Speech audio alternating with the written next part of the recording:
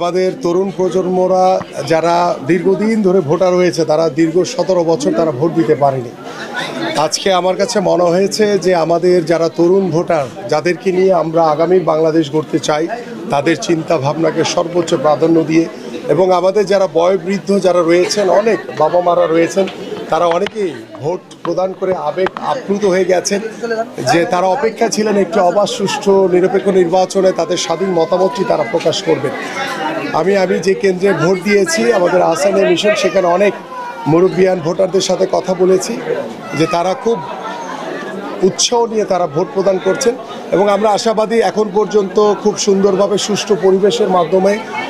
vote গ্রহণ চলমান রয়েছে এবং আমরা আশা করি দিন শেষে আমরা একটি সুন্দর সুষ্ঠু ভোট গ্রহণের মাধ্যমে আমাদের যে কাঙ্ক্ষিত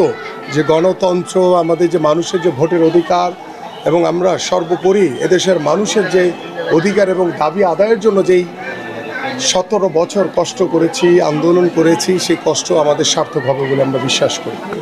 আমি বিশ্বাস করি যে আমি আমার বিগত সময়ে যে রাজনীতি দেখেছি,